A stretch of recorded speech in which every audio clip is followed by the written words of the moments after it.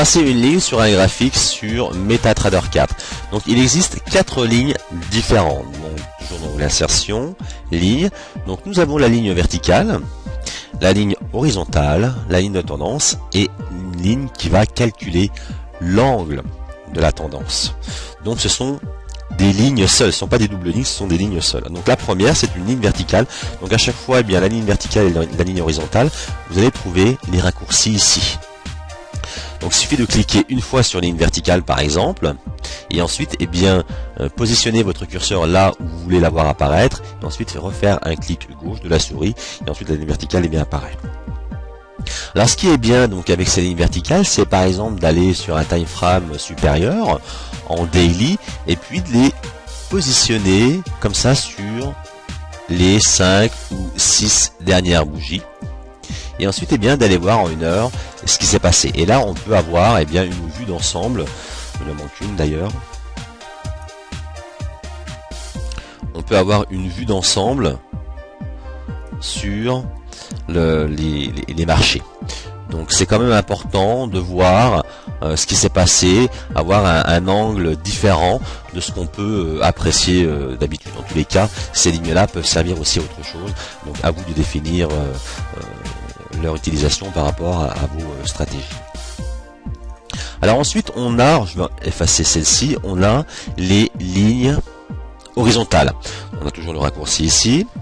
Donc les lignes horizontales, eh bien, on va pouvoir s'en servir si on, par exemple pour un seuil de prix, un support, une résistance, pour pouvoir placer un stop plus tard, ou alors un ordre d'achat qu'on va aussi passer plus tard, etc., etc. Donc c'est vraiment des utilisations un petit peu personnelles dans tous les cas. Et remarquez qu'à chaque fois qu'on place une ligne horizontale, eh bien on a le prix qui s'affiche à droite ici. Et bien sûr, si on la sélectionne, on peut la déplacer. Si on fait un clic droit, eh bien on fait un clic droit ici, horizontal line propriété, donc les propriétés de la ligne horizontale, on clique dessus, et bien le paramètre apparaît, on peut changer de couleur, les paramètres des visualisations.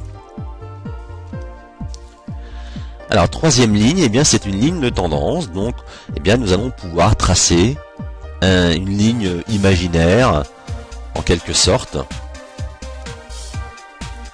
qui va soutenir la progression des prix. Donc on la démarre ici, au prochain point d'inflexion par exemple, voilà.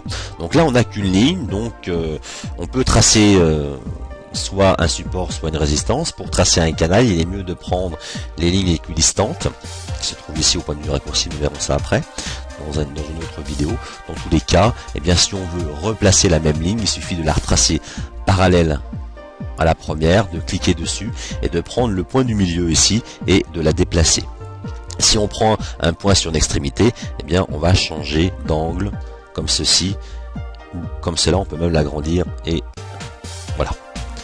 Donc, mais généralement, celle-ci, elle est faite pour tracer une ligne comme ça, hein, à peu près. Hein.